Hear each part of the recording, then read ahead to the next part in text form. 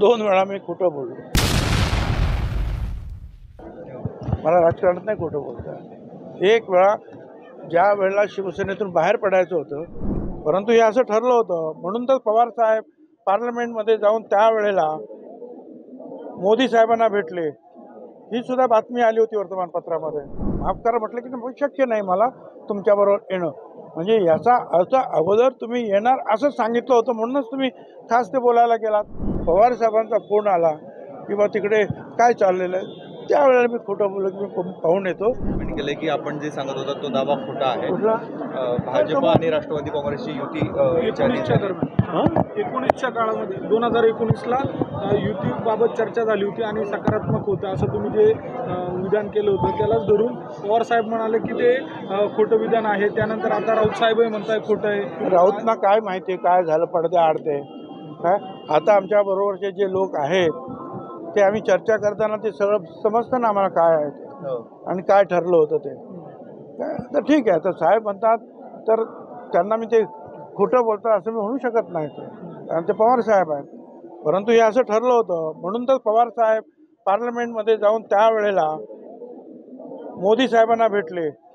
ही सुद्धा बातमी आली होती वर्तमानपत्रामध्ये आणि त्यावेळेस त्यांनी तेच सांगितलं की माफ करा मला शक्य नाही. हे बोलण्याचं कारण असं शक्य नाही माफ करा म्हटलं की शक्य नाही मला तुमच्याबरोबर येणं. म्हणजे याचा अर्थ अगोदर तुम्ही येणार असं सांगितलं होतं म्हणूनच तुम्ही खास ते बोलायला गेलात. काँग्रेसवाले कोण बोलायला गेले नाहीत तुमच्याबरोबर येणार नाही ते तुम्हीच कसे गेलात त्यांना सांगायला. ठीक आहे आता हे जे आहे मी खोटं बोलणार नाही. मी खोटं बोललो 2 वेळा मी खोटं बोललो. मला राजकारणात नाही खोटं बोलता. एक वेळा ज्या वेळेला शिवसेनेतून बाहेर पडायचं होतं आणि बाळासाहेबांनी आणि वर्तमानपत्रात आलं एका की असं असं होणार आहे एक दिवस अगोदर तेव्हा बाळासाहेबांचा फोन आला.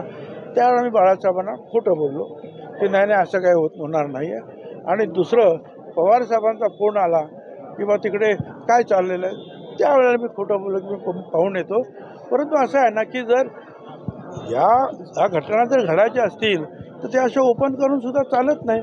म्हणून नाविलाजाने खोटं बोलावलं ते 2 खोटं जे आहे मी कबूल केलेले आहेत.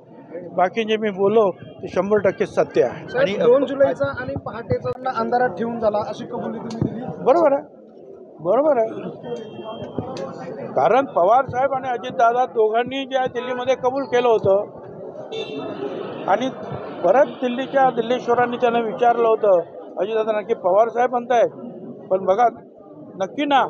त्यावेळेला अजितदादांनी म्हटलं मी अजित पवार बोलतोय काय निश्चितपणे आम्ही शब्द पूर्ण करू. आणि अचानक जे आहे परत युटर्न झाल्यामुळं आणि मग त्याच्यामध्ये पण ते कारण मिळालं हे पवार साहेबांना खरगे यांची जी आहे ती वादावादी आणि त्यातून मग अजितदादांनी जे आपला शब्द पूर्ण केला.